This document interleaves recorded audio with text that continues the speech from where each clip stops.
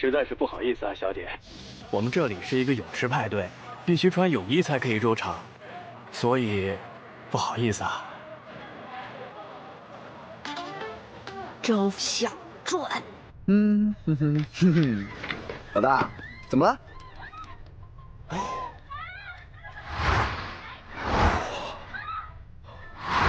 好，明白。哎，不是说是泳池派对吗？怎么变成泳装派对了？这个完了，不要再说了，不要再说了！我告诉你啊，这次我要被老大给杀了，你也别想活！完蛋了！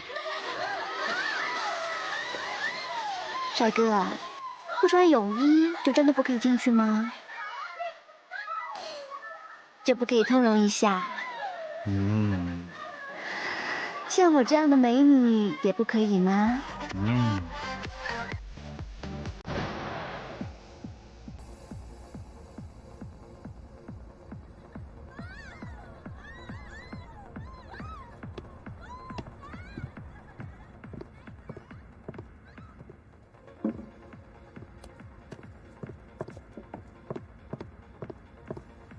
不用了，你可以去跟你们经理报备一下，也许是你们酒店酒窖的恒温器出现了故障，红酒有一股软木塞的味道。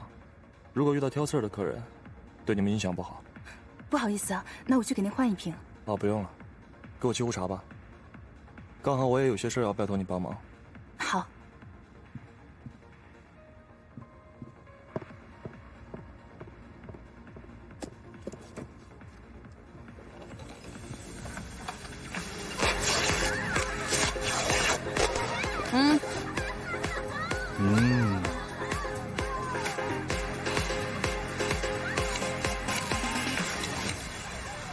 这样总可以了吧？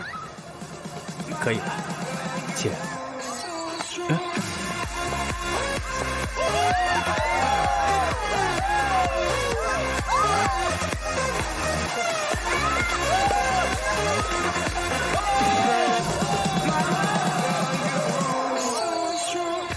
钱带了吗？东西呢？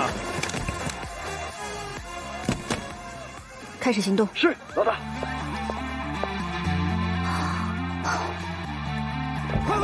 跟上！快！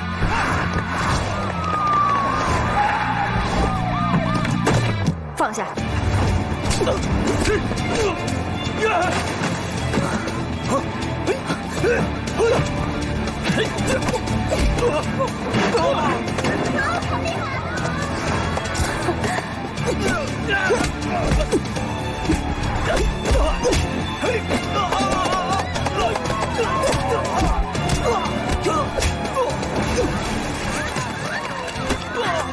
小帅，这边交给你了。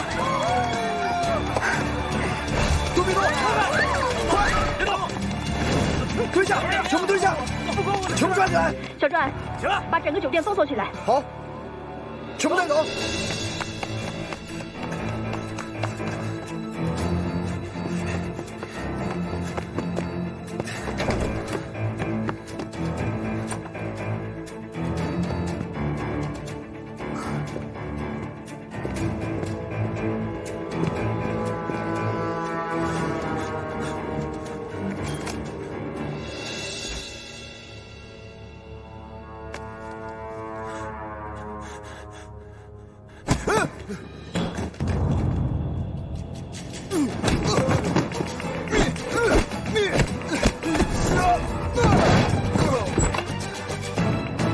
居然还有一个！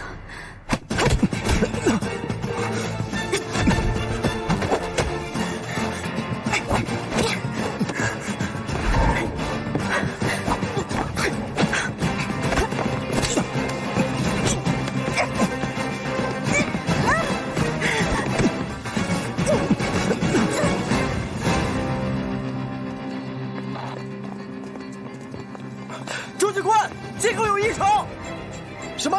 街口有异常！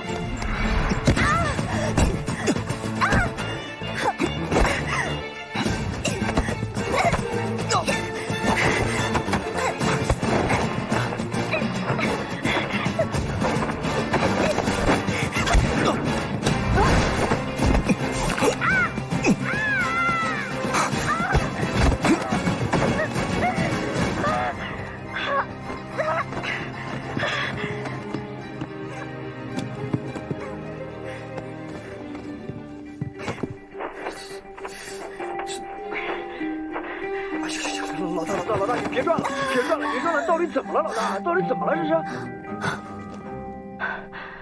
你刚才看到什么了？我什么都没看到，我就看到你在滚床单啊！你找死啊！不是，我什么都没看到，真的。你去查一下这间房间入住客人的所有信息。好，老大，放心。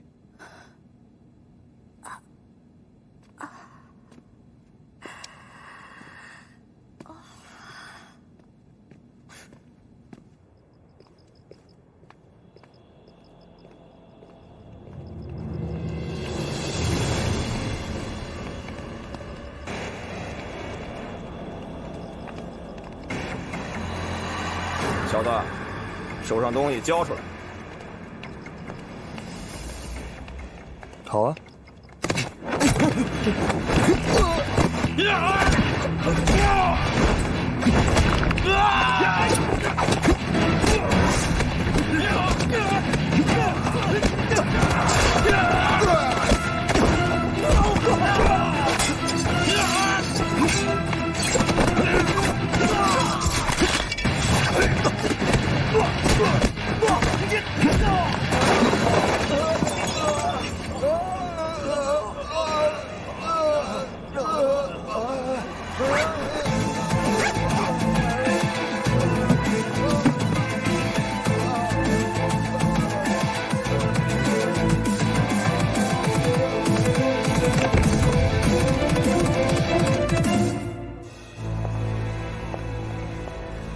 白警官辛苦了。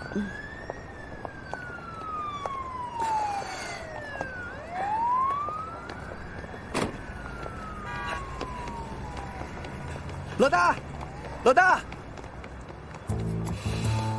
哎呀，没事吧？没事啊。怎么了？我跟你说，人呢抓了4个，跑了1个。跑了一个啊？你怎么干事的？怎么让人跑了一个？不是，老大，你和那个人不是？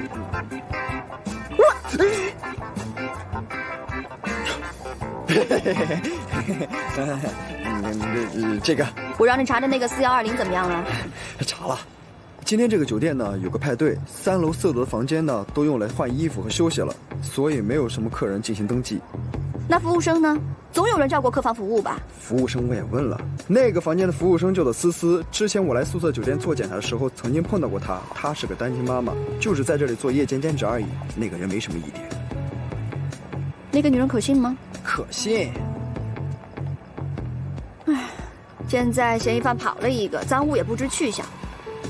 那在4120出现的那个男人，很有可能就是他们的同伙，把他查出来，挖地3尺也得给我把他查出来。是。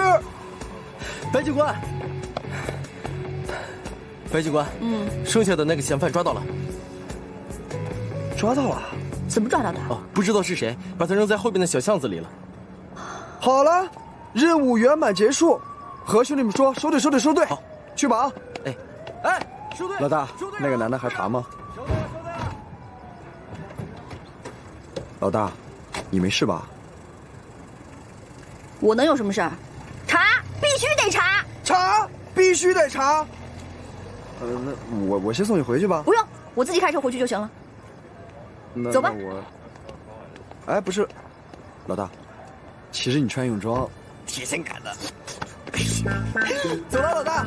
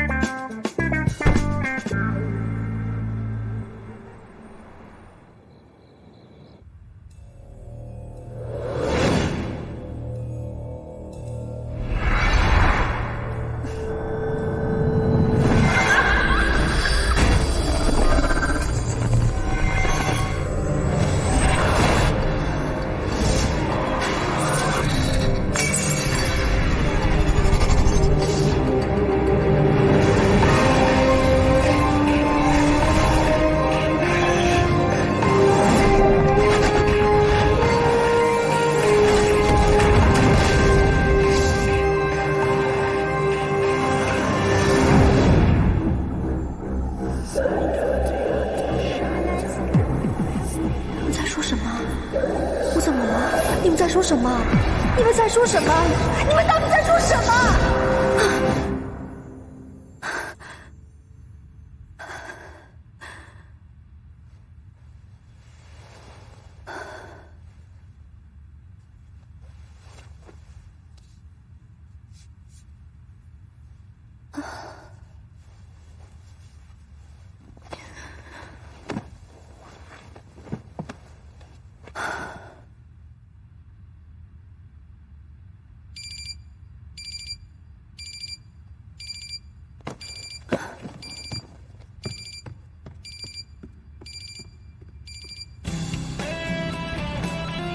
我叫白锦溪，是观湖公安局的一名女警。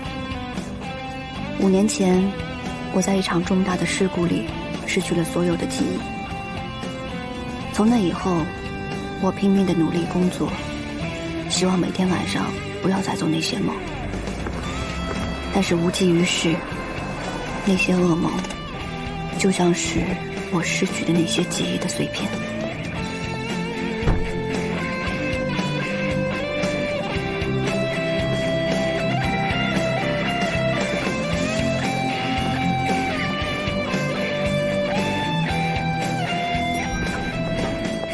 小白，走。小白，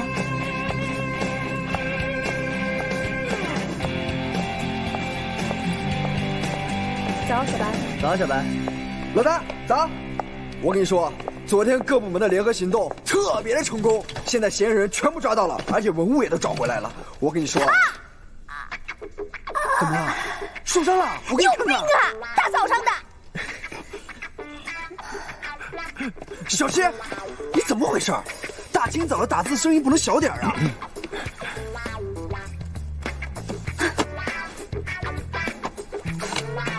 我去，今天老大心情那么不好啊，那倒霉的肯定就是我了。不行，吃饭睡觉大小赚，我一定要改变他这个日常行为习惯。哼哼，这个人一定可以帮我。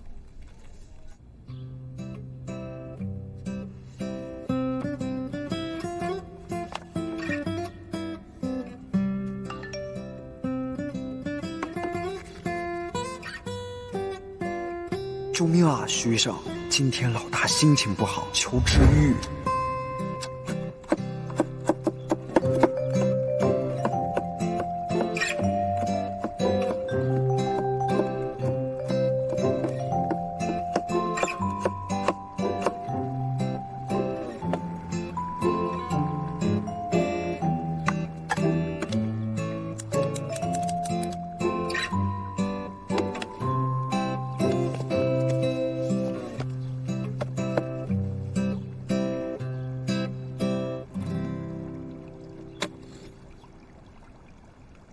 请翻看尸检报告第23页，被害人创伤描述那一项。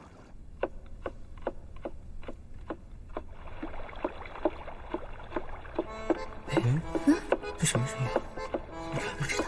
音？9号，你来回答一下受害人右侧大腿的伤痕是哪种凶器造成的？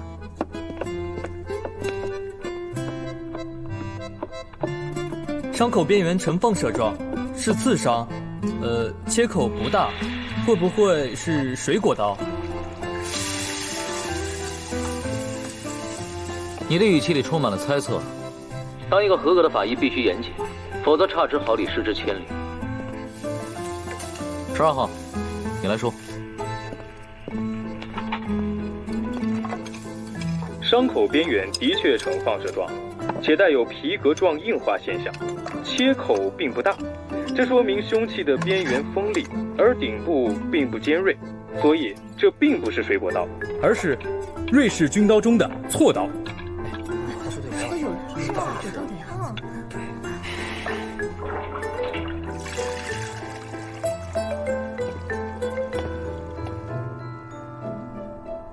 我曾经强调过很多次，对伤口的深浅程度以及受力面积的分析，是准确判断出凶器的重要线索。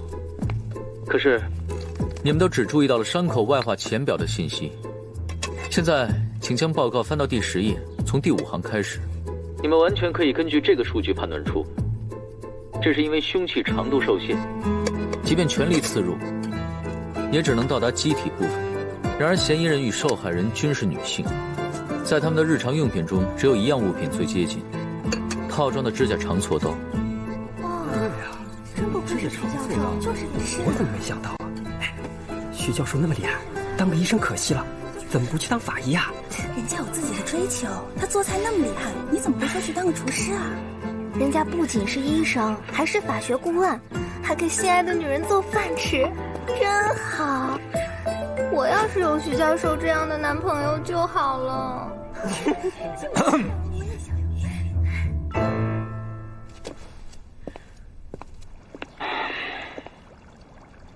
徐医生，我早就听闻你自恃才高，不蹈常规，可你怎么对给学生上课这么重要的事情，也如此随便的对待呢？林教授认为我今天所讲的内容有问题吗？如果您对我的分析没有异议，那么现在就可以下课了。如果您对我这个兼职法医学顾问有异议，那么可以解除聘请合同。毕竟我还有比在这儿教一群粗心大意的学生更重要的事情要去做。你，他叫徐思白，是一名医生，他专业性非常强，特别是在法医学上，所以我们经常会邀请他来做法医顾问。我习惯用生物课本里的共生关系来形容我们彼此。我呢，没了他的喂养，也许会饿死；他要是没了我的陪伴，也许会无聊死。对，他就是一个看不见又在发光的一种奇特的存在。哇，这不是徐医生吗？哎，听说了吗？审理之前送来的案子，我们聘请徐医生做顾问，只用了不到6个小时的时间就出尸检报告了。这么厉害？是啊，徐医生真的好帅啊！可惜他信用所属了。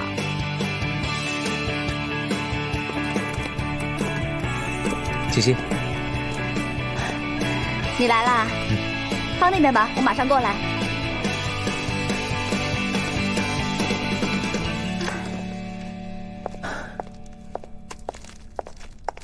吃饭吧。今天又给我做了什么好吃的？啊？怎么了？没事，小伤而已。怎么了？你不会又跟别人动手了吧？才不是呢，是我倒霉。昨天联合行动的时候，遇到了一条疯狗。我帮你看看。好啊，来，这儿，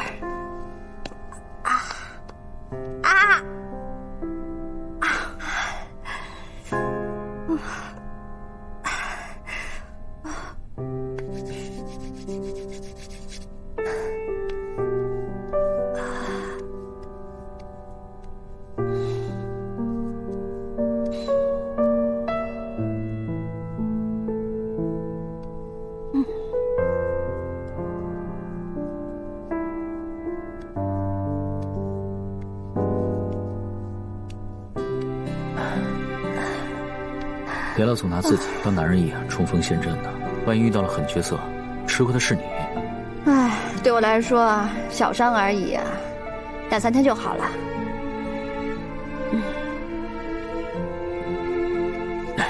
还疼吗？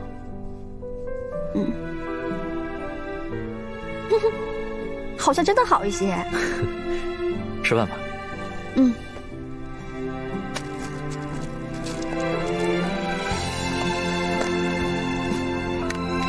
哇，什么鱼呀？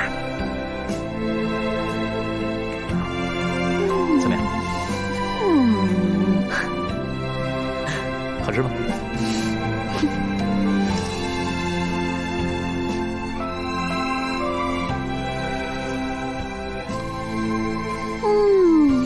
老徐，你的手艺真的是没话讲。你知道吗？其实本来今天我的心情挺不好的，吃完你做的东西，我觉得生活一下子又美好了。哼！老大，许医生，吃什么好吃的呢？给我吃一口。哼。哦，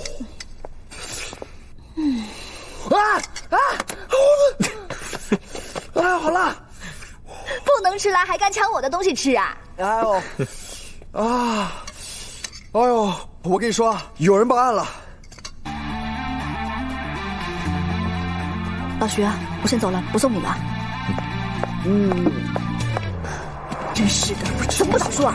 走了，学长。你这真的太辣了。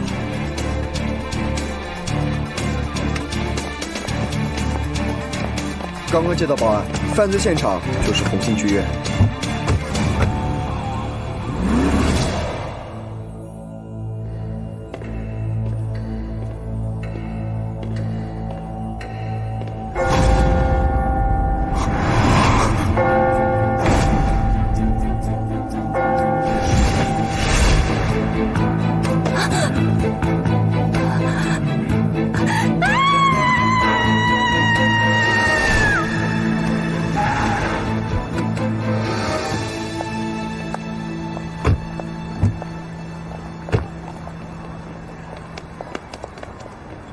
白警官，现场什么情况？现场非常干净，别说是指纹了，什么都没有留下。走。好。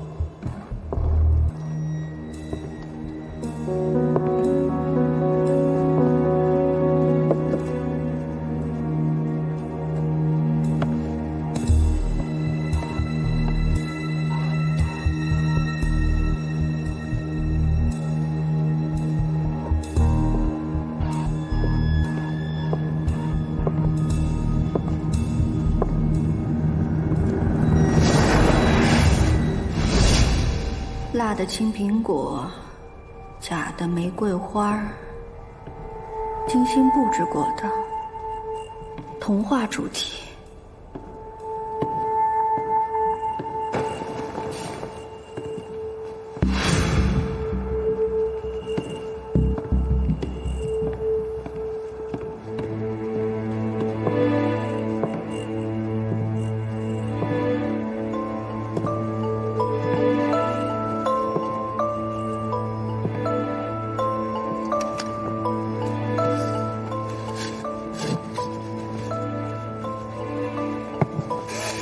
好香啊，闻得我都饿了。老大，老大，过来看看，这儿还有碗鸡汤馄饨。那个犯罪分子昨天不会在这吃了宵夜了吧？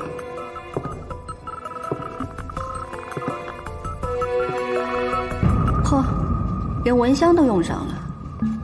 看来这个案犯是把这里完全当成自己的家了。白警官，管理员到了。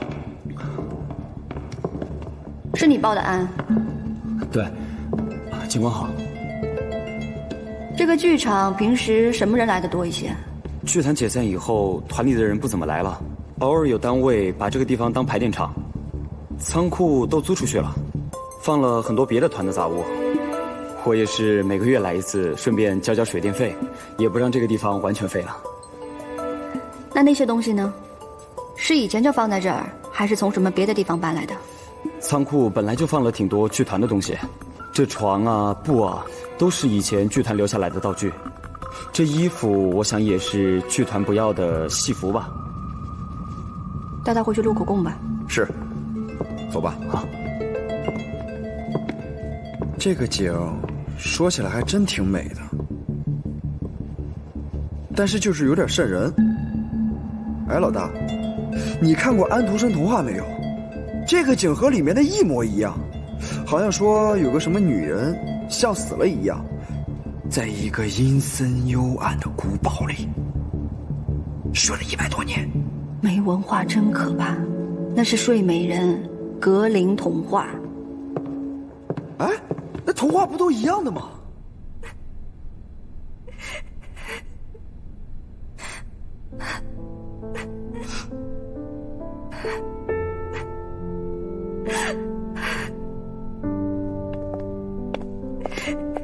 白警官，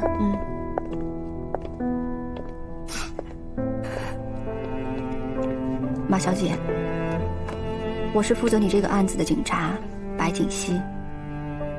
我有几个问题想问你，现在方便吗？昨天晚上你回到家，有发现什么异常状况吗？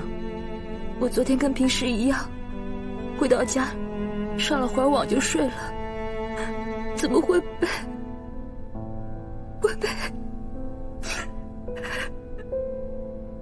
那你在睡觉之前有发现什么异样吗？或者在睡梦当中有没有被吵醒过？我中途好像是醒过一次，但是我不知道那是做梦还是现实。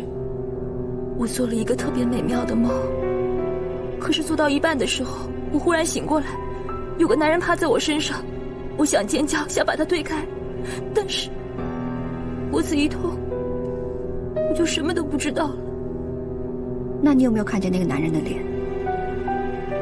他好恐怖，我的视线都还没有开始聚焦，就已经被弄晕了。我当时还以为自己是在做梦，明明是一个美梦，为什么醒过来会变成一个噩梦？马小姐，你一直在说做梦，你到底做了什么样的梦？能跟我说说吗？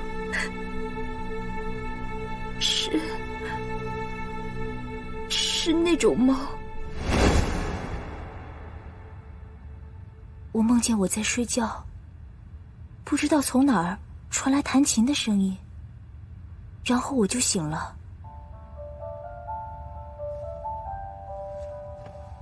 那琴声好像是从衣柜里传出来的，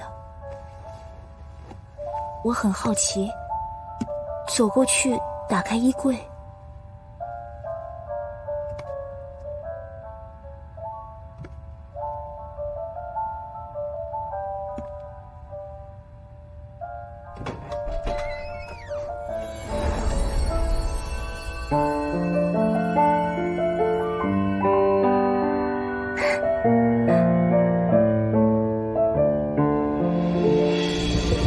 没想到，感觉就像自己穿越到了另一个世界里，好美，好美，对，就像童话世界一样。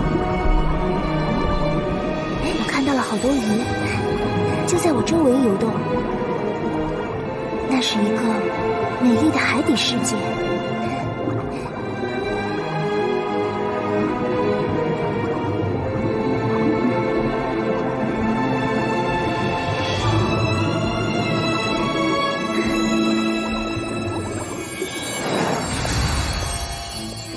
我梦见我变成了一个漂亮的公主。我这辈子从来没有见过这么漂亮的自己，一身白裙，美丽的发饰，好看的妆容，我置身其中，简直美妙极了。然后我居然真的就看到一个王子般的人。你的意思是春梦吧？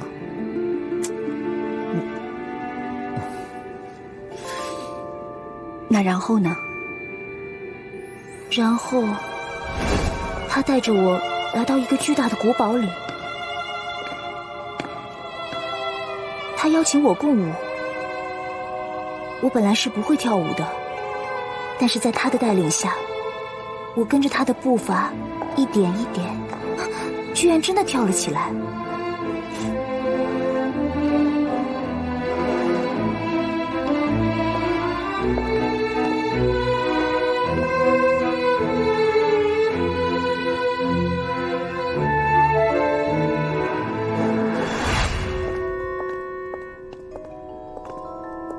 后来，他牵着我的手，带我走进了一个房间。我就这么跟他面对面坐着，我离他那么近，甚至可以感觉到他呼出来的气。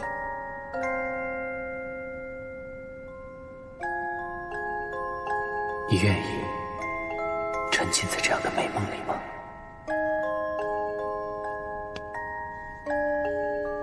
我愿意。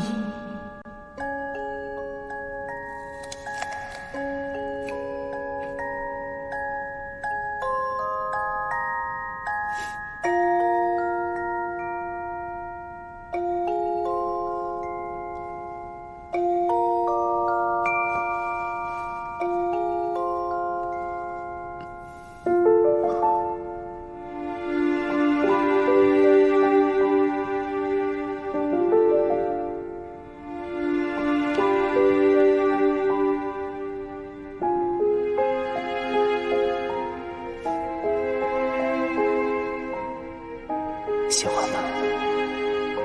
舒服吗？这是我留给你的最美的梦。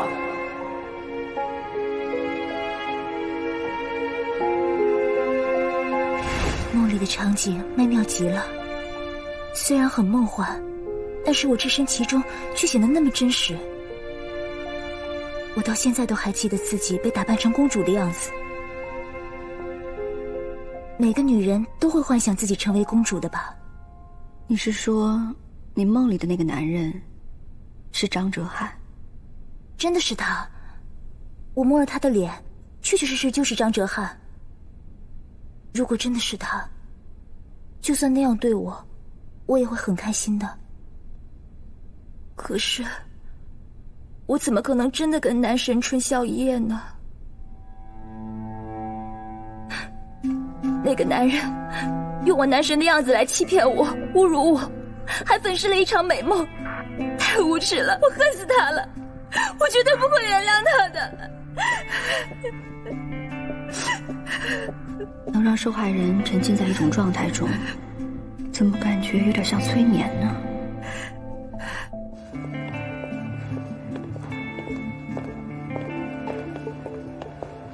老大，咱们现在去哪儿？我想去找一下老徐，看一下受害人的身体检查报告。哎，你说，现在这个狼多肉少的时代，强奸案还真是频繁发生啊。要是全社会的男人都跟你似的，就天下太平了。哎，老大，我可是直男。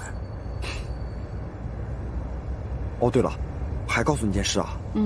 我最近听顾局说，好像有一个什么了不起的人物要到咱们局里来。什么人物？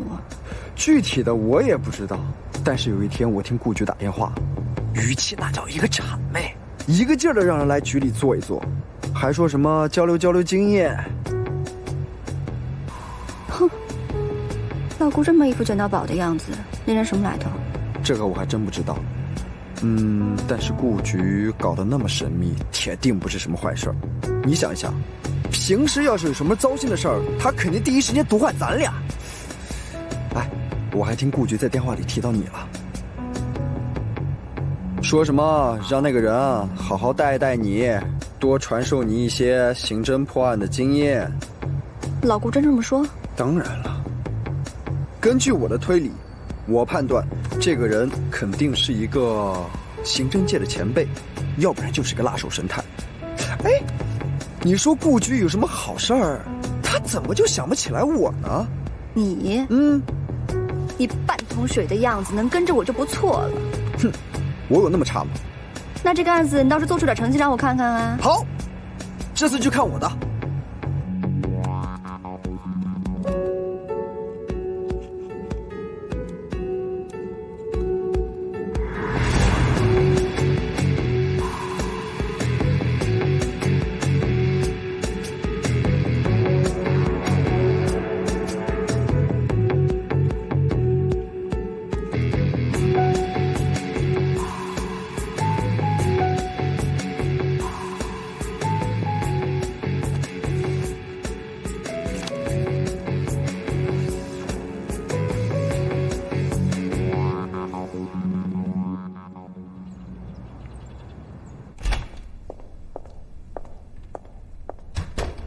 老徐，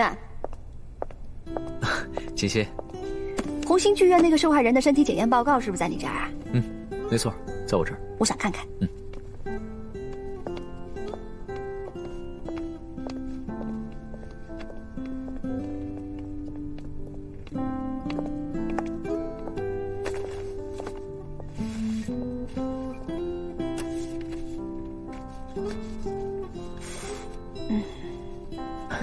你手腕不方便，我读给你听吧。来，坐下。你总是这么贴心，你不嫌麻烦，我当然乐意喽。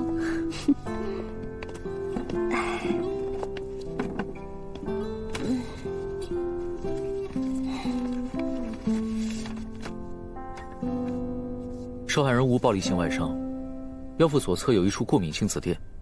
我从市医疗系统里调看了他最近1年的病历，虽说他属于血瘀体质，但我不认为这和最近季节变换等外围环境问题有关。相反，他体内检测出的不属于麦角村2乙酰胺和苯甲二氮卓范畴的药物更令人在意。拜托，你能不能说人话？这我哪听得懂啊？受害人身上虽有血瘀痕迹，但与嫌疑人施暴无关。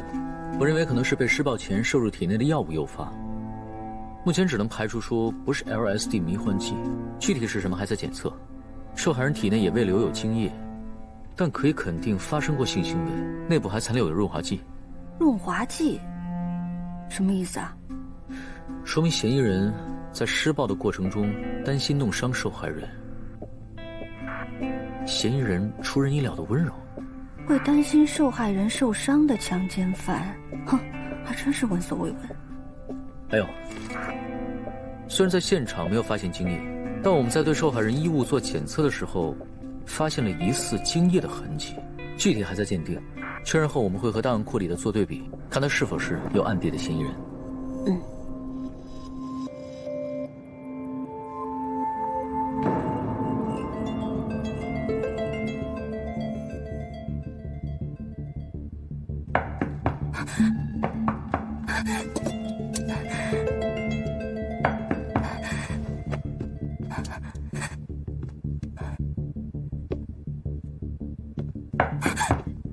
谁啊？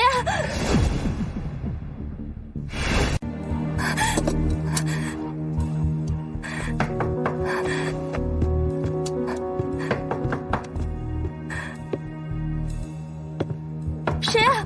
是我，思思。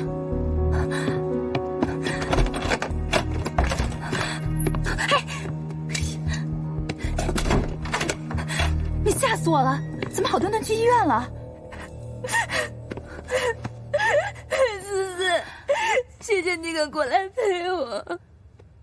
好好好，怎么回事啊？好了，去那边说。别哭了，别哭了。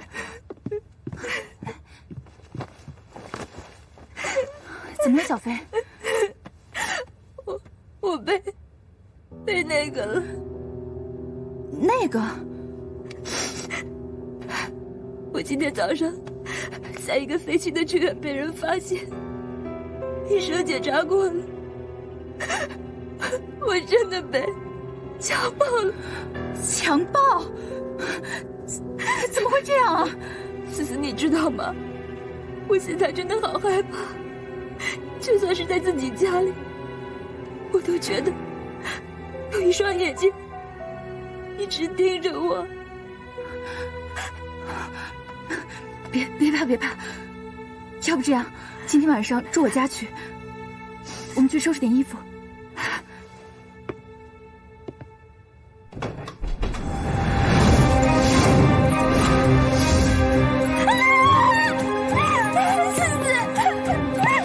怎么了，小飞？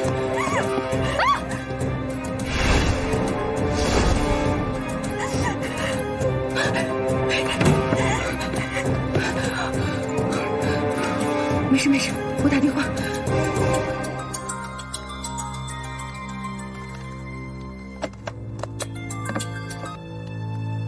喂。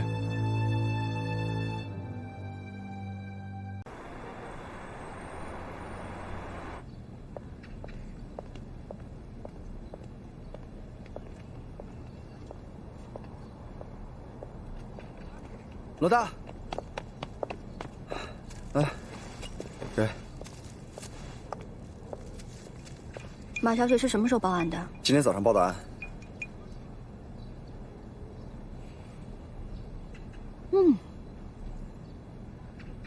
今天味道不错嘛。他在哪儿？就在这儿，18楼。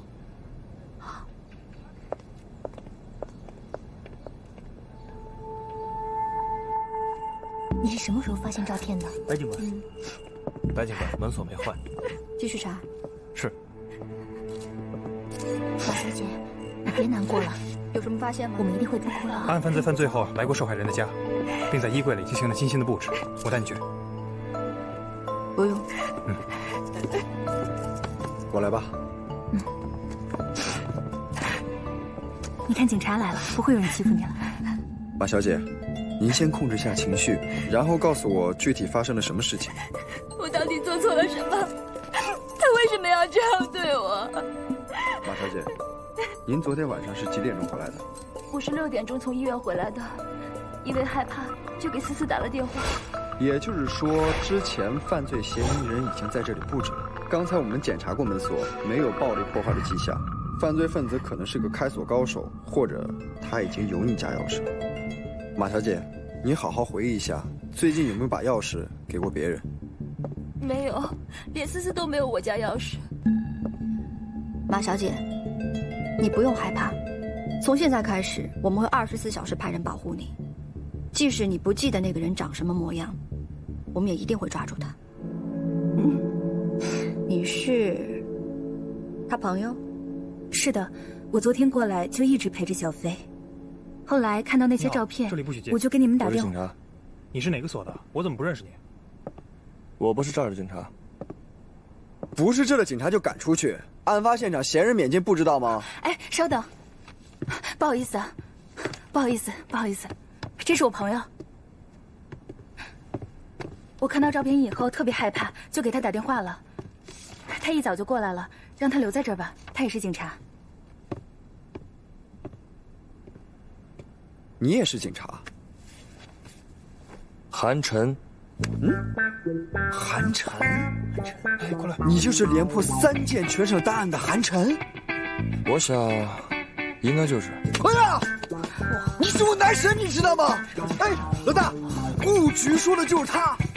哎呀，韩晨，本人说好赚，关乎几校毕业。我从小就有一个梦想，就是和你一起战斗在公安第一战线上。我今天终于见到活人了，先抱一个。韩晨，你是我偶像，你知道吗？你是我的偶像。周小段，你这见人就抱腿的毛病，什么时候能改一改啊？哎呀，老大，那么多人给我点面子，看你像什么样？这个案子是你负责的？没错。过来一下，有些话要跟你说。好。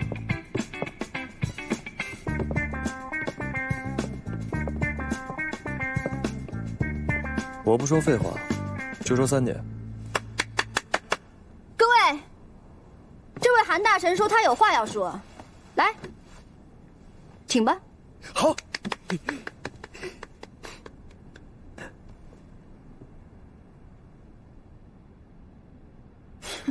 怎么不说了？你不说我就说了。我也不说废话。这个案子，我已经有了3点结论。第一，案犯就居住在案发现场5公里的范围内。第二，他的工作时间相当的灵活。第三，他的职业可能是设计师、画家，或者是其他跟艺术搭边的工作。那小白，犯罪现场到底是在红星剧院呢，还是在这儿呢？马小飞是昨天上午被人在红星剧院发现的。我们之前一直误认为红星剧院才是第一案发现场，可是根据今天的情况，我判断马小姐是在这间屋子被人给掠走的，所以这间屋子才是真正的第一案发现场。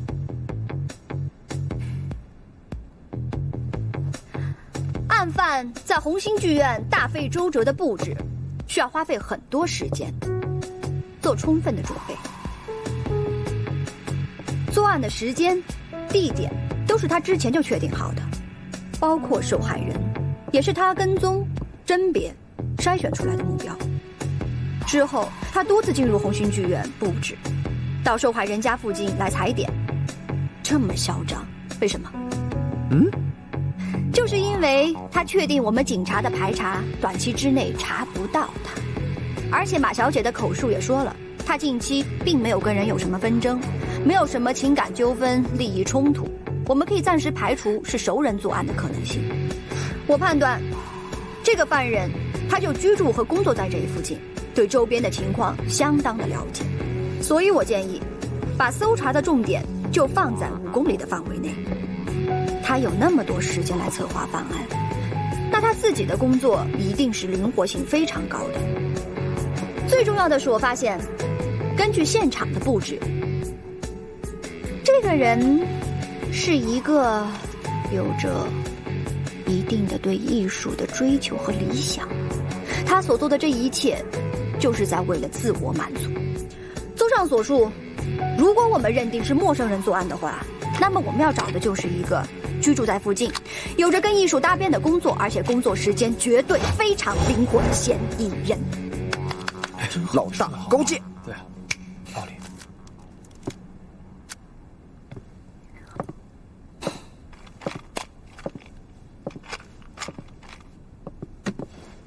说完了。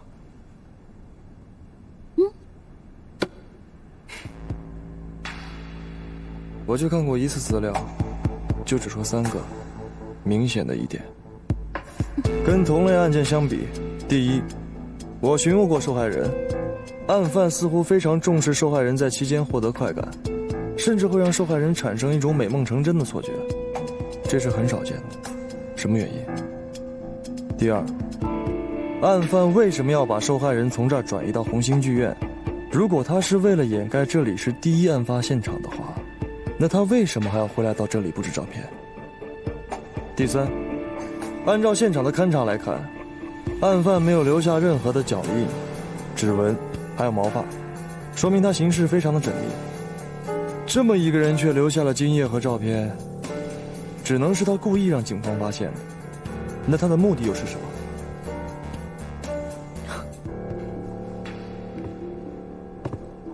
你刚才的推论完全解释不了以上3点。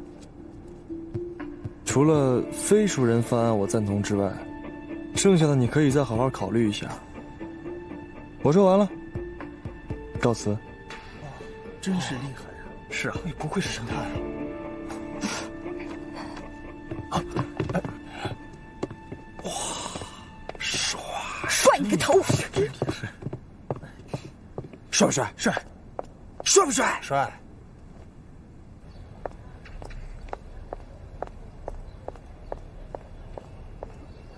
刚才那个人呢？出去了。以后别再让我看见你。寒神，别说你是寒神，就即是神仙，也不可以在我的地盘撒野。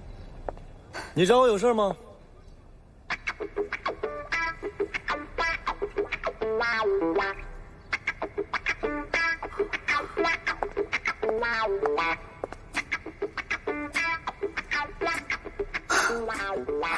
你这个人真够阴险的啊！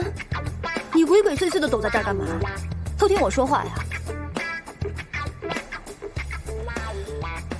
说我鬼祟，你不也喜欢一见面就动手吗？什么意思啊？之前在宿舍，我不知道你是警察，所以抱歉了。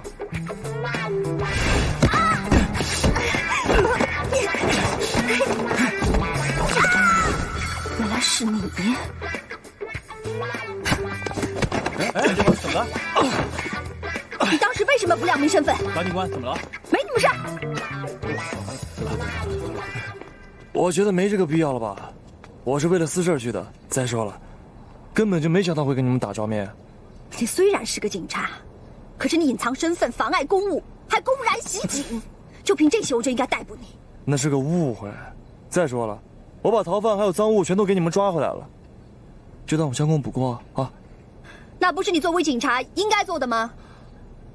我最讨厌你警察了。你说什么？我没听清，你再说一次。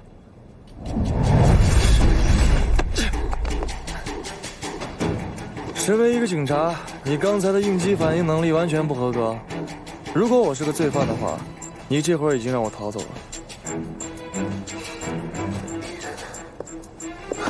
我还轮不到你来教训。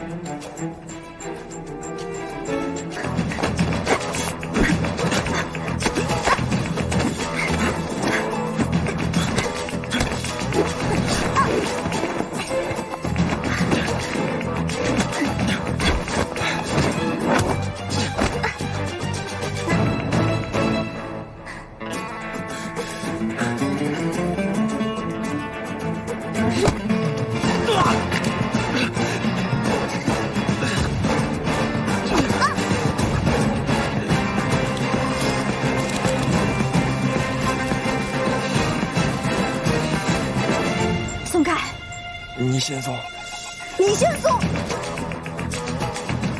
一起送行吧？好。1、2。等一下，你这个人这么赖皮，如果我松手了，你不送怎么办？锦溪。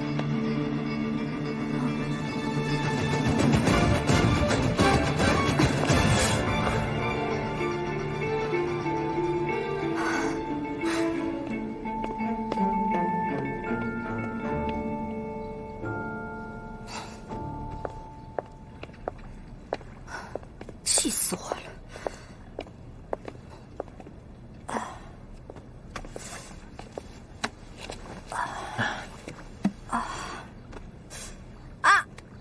轻点。我听说，你刚才现场就给出了犯罪心理的结论，有点不像你啊。我是一看见周小传那个狗腿样，我就没忍住。那哪是什么结论呀？那就是我胡乱编出来的。所谓输人不能输阵势，对不对？我当然知道，还有一大堆证据还没有搜集，很多疑点呢。这也是为什么我这么着急过来找你。受害人衣物上残留的物质确定为精液了，目前还在数据库里做对比，下午结果就出来了。你要是有空的话呢，可以来局里拿一下。另外，受害人体内残留的药物也有结果，是裸头草碱。裸头草碱，我记得你上次是给我科普过的。这个裸头草碱就是一种从蘑菇身上提取的致幻成分，对吧？对。老徐，你干脆直接调到我们局里来得了，我们太需要你这样的人才了，真的。偶尔帮帮你呢，我是乐意的。但是让我长期解剖尸体，你还不如让我当个杀鸡的厨子呢，是不是？不过锦溪啊，你到底为什么又和别人杠上了？一言难尽，算我倒霉。下次别再让我碰到那个混蛋。哎，还疼吗？哎，这你拿去用。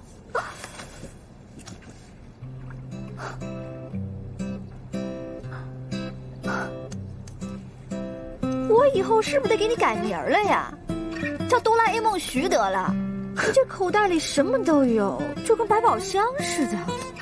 你呢，没事老受伤，身边应该常备一支。来，我帮你擦。不用不用，待会儿回到局里，我让小壮给我弄好了。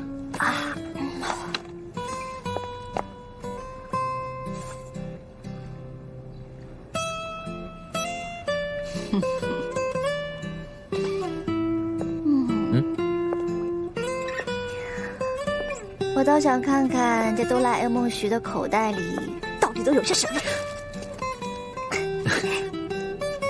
哇，橘子味的！你喜欢吃就给你吃吧。够意思。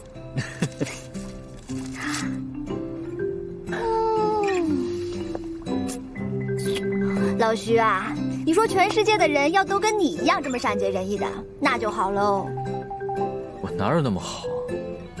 你当然很好，你看你，工作好，会做饭，人又长得帅，又体贴，又温柔。我真的觉得你呀，就是全宇宙第一大帅哥，第一大暖男。所有男人跟你，所有男人跟你比起来，特别是刚才那个韩城韩混蛋，简直是没法比。韩晨是谁？就是你刚才看见那个混蛋呀，他就是我的克星。我一碰见他呀，我就要倒霉。我这胳膊就是他弄伤的，关键我们顾局说要把他弄到我们局里来，他来了，我怎么活呀？真的很混蛋，他搅黄了我的工作，一句道歉的话都没有，反而还数落我一番。拜托大哥，我去酒店是去抓贼的，你以为跟你一样啊？去鬼混开房，我都不知道这种人到底是怎么混到我们公安队伍里来的，真是气死我了。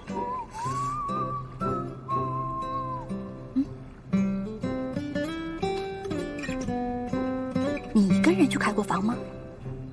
没有啊。真的？你可以去查身份证信息。跟你开玩笑的。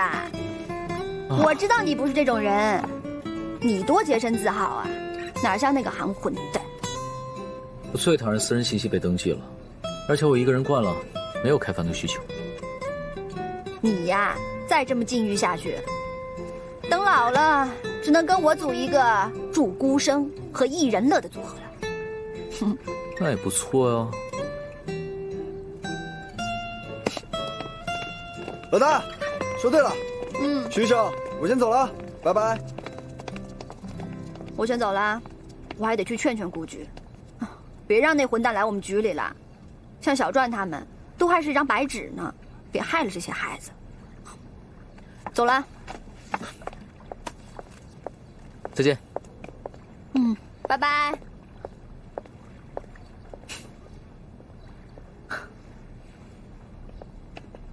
走，回局里。回什么局里呀？今儿顾局给了我们一个艰巨的任务，你忘了？什么任务？什么任务？老大，你这失忆症的毛病真该治一治了。如果没有我这个活地图，你该怎么活？你就只剩下这点好处了。说吧，去哪儿？去了你就知道了，绝对嗨！你别跑，大灰狼，你别跑！哦，我正跑，我是大灰狼，嘿嘿嘿嘿。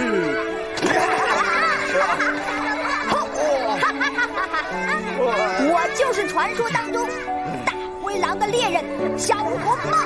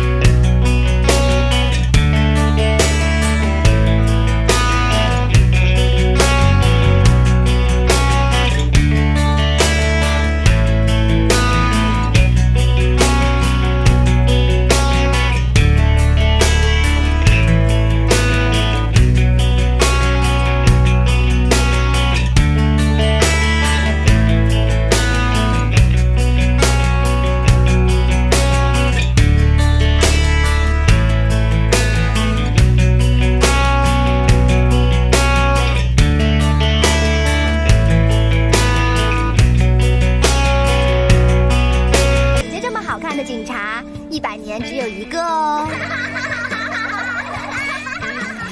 这样？他怎么能在小孩子面前说这样的话呢？真是的。那个，姐姐刚才呢是跟各位小朋友开玩笑的，在座的小朋友每一个都很漂亮，将来长大了穿上制服一定会比姐姐更好看。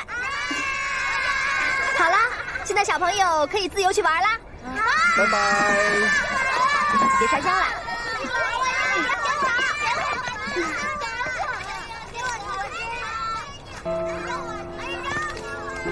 小朋友，怎么啦？你怎么不去跟其他小朋友一起玩呢？他们玩的游戏太幼稚了。幼稚啊？那你告诉姐姐，什么样的游戏才不幼稚呢？魔术。魔术？你喜欢魔术啊？爸爸说会带我去看马戏团的表演，但是他总是没有兑现。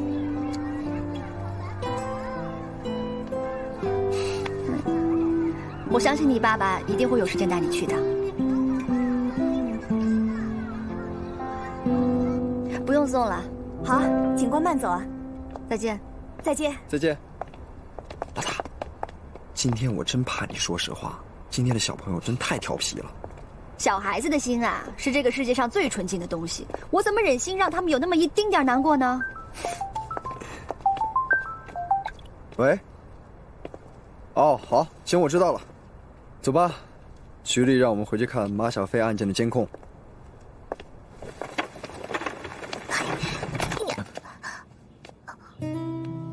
妈妈，韩叔叔来了。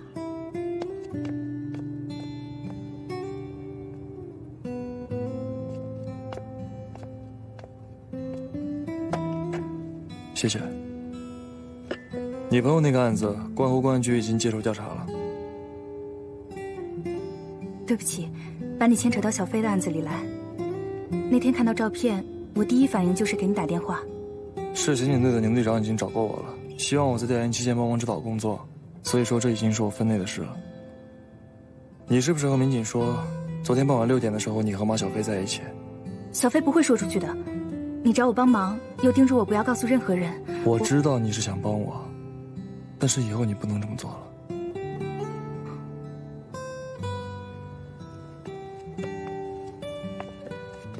你嘱咐我的事，我昨天去问过了，还是没有结果。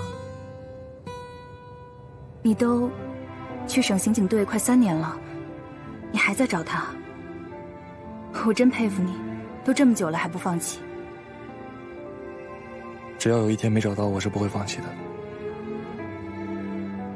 可万一根本就没有他这个人呢？自打你醒来以后，他就没在你身边出现过，你对他一无所知。如果这个人真的有的话，总该有他在这个世上存在过的蛛丝马迹吧？也许吧。身边的朋友都告诉我这是我自己的错觉，但只有我自己心里明白，这种感觉是多么的强烈，已经强烈到我无法忽视了。如果没这个人的话，这种感觉是从何而来？好吧，我说不过你，不过你也不要太逼自己了。我相信有一天，你会跟他再相遇的。希望如此。对了，你在江城待几天？不知道，得待一阵子吧。你救过我的命，你有什么需要帮忙的，尽管开口。谢谢。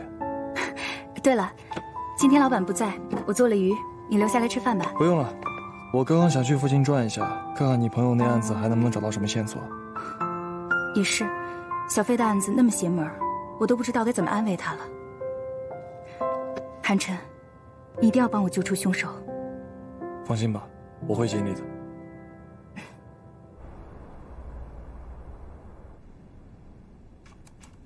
哎呀，不行，我休息一会儿啊！再这么看下去，我狗眼都看瞎了。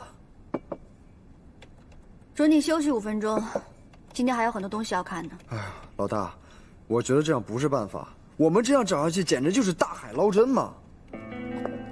案犯居然在案发的第2天还跑到马小飞家，那附近的监控很有可能就拍到了他。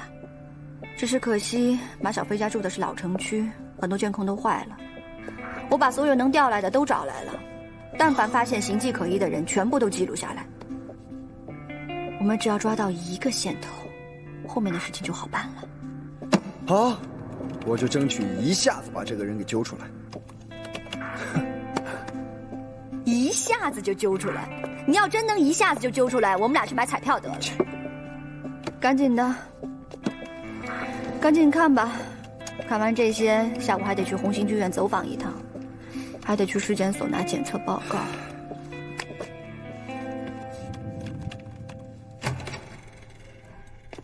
徐医生，嫌疑人和数据库对比的结果已经给了白警官和周警官了，你不去见见他们啊？行了，干活了。徐医生，你长期待在医院里，可能不知道，公安机关吧，不像医院有护士天使，那里男女比例严重失调，尤其是刑警，个个跟狼似的。难得你对他这么好。你说什么？我说，你怎么还没成为她男朋友啊？给点力呀！我现在跟他这样就很好。徐医生，不是我说你，遇到自己喜欢的女孩就去追呀。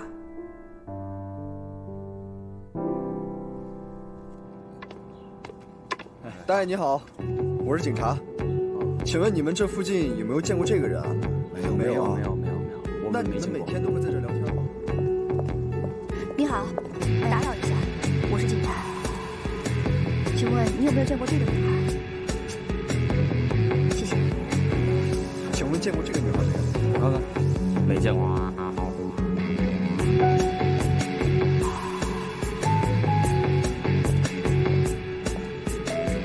我们是警察。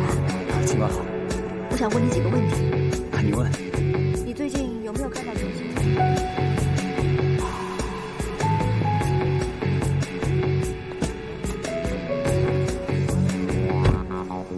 跑了一下午，什么线索都没有。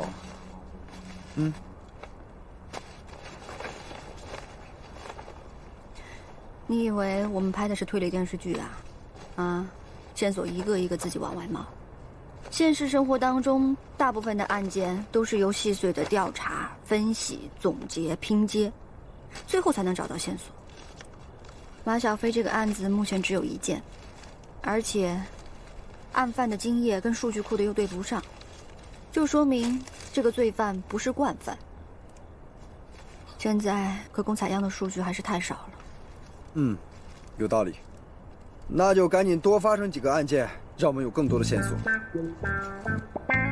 你知道自己在说什么吗？你是个警察，怎么可以说这种话？案子当然是越少越好。哦，对不起，我说错了。那就祝从明天开始天下太平，回到夜不闭户的年代。哎，对了，我们晚上去哪？回局里啊？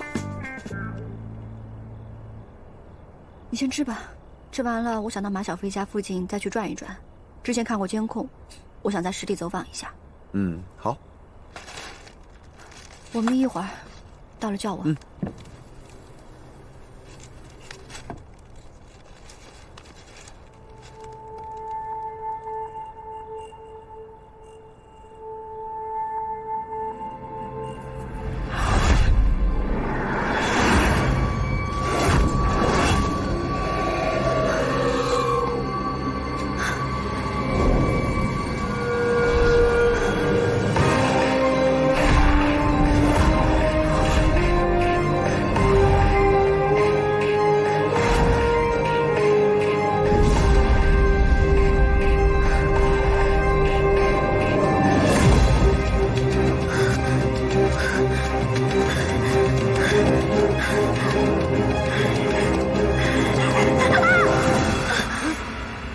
怎么，老大？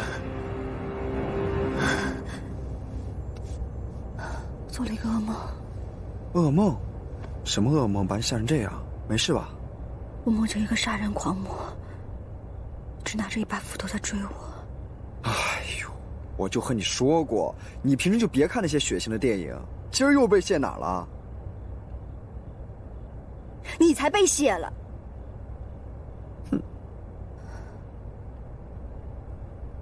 我这次差点就看清楚那个人的脸了。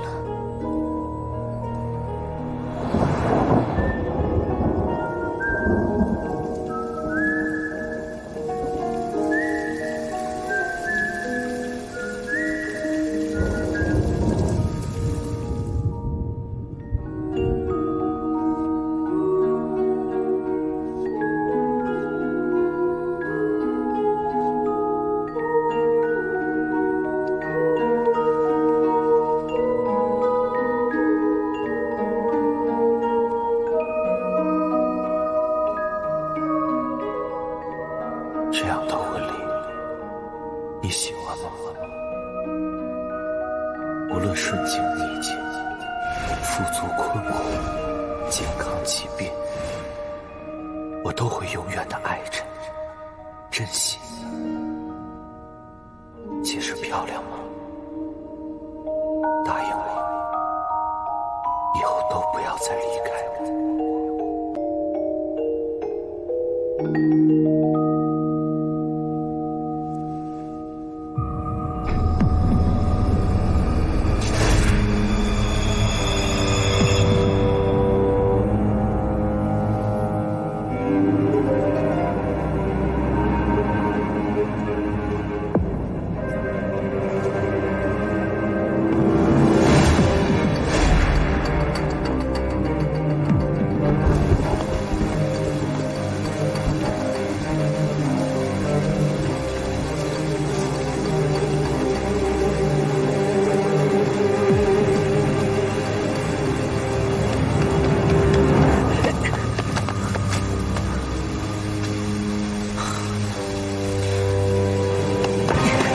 站住！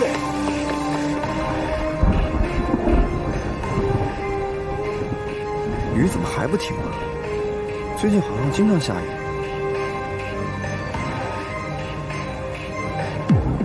我记得马小飞案发的那个晚上，也是雨夜。对啊。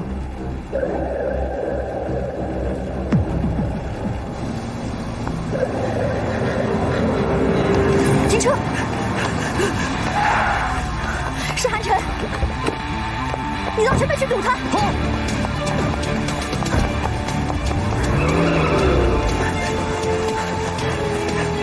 站住！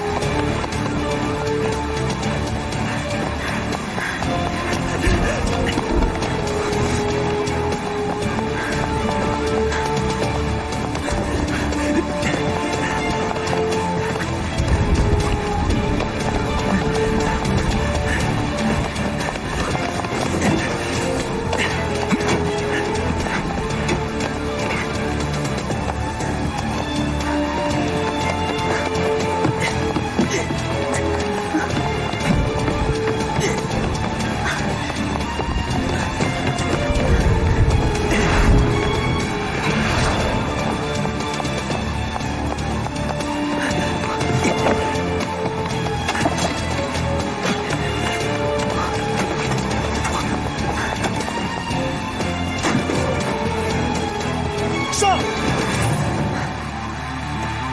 警校没教过吗？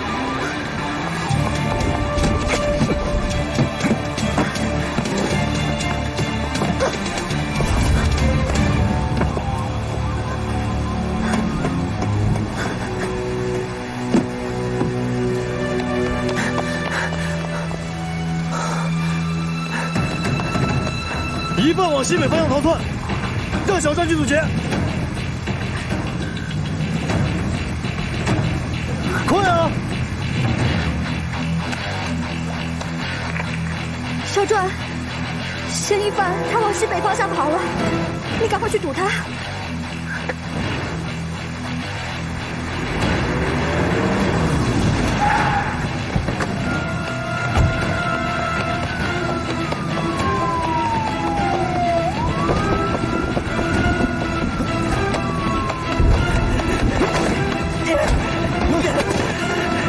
放给我！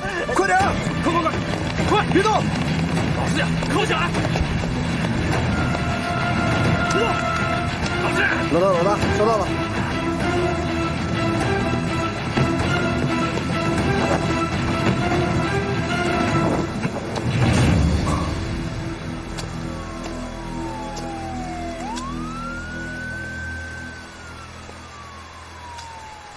走啊！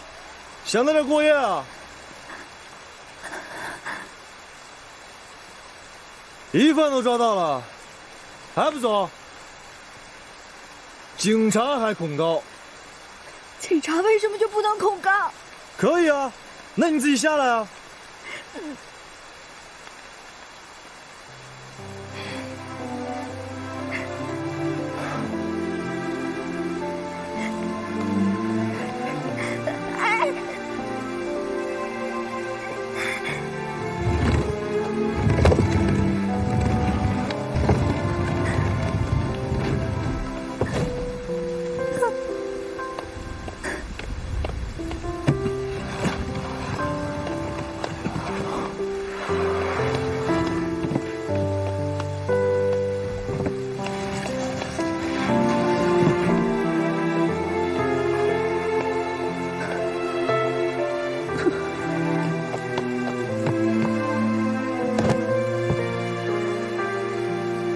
走吧。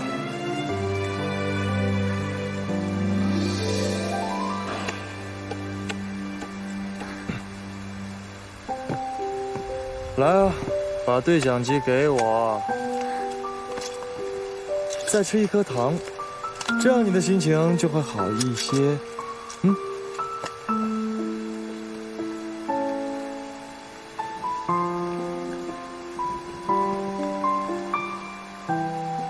好难吃的糖。走吧。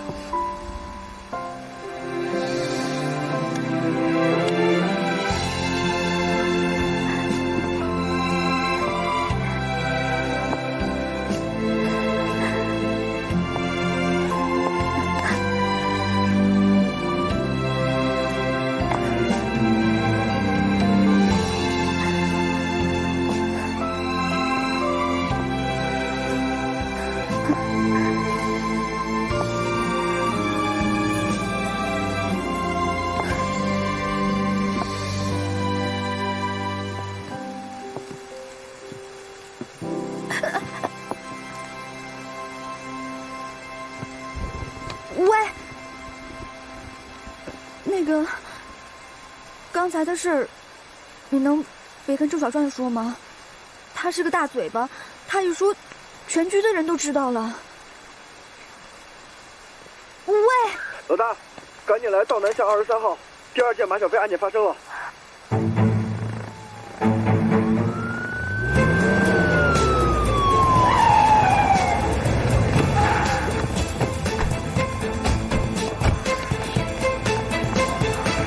你现在不用怕了，我们是警察，这件事呢一定会查清楚，给你个交代。小传，哎，我先过去一下。哎，韩神，你也过来了？干嘛？现在不是问这个的时候。现场什么情况？和马小飞案件一样，已经是第2起了。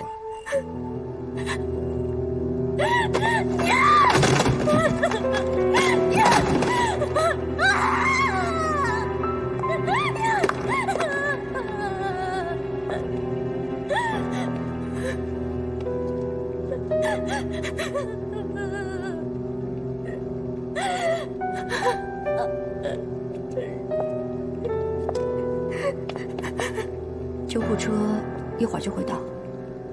书店，给。那个强奸我的混蛋，你们抓到了吗？我们确实抓到了一个嫌疑犯，但他是不是侵犯你的那个人，目前还不好说。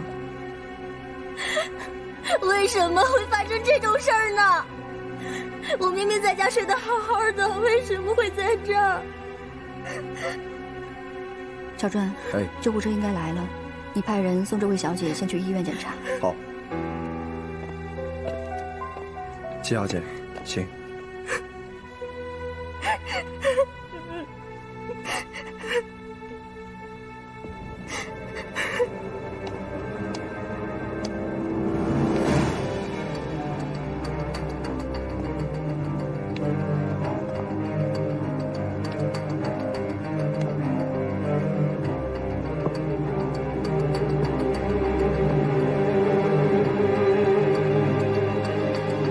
精心布置过的。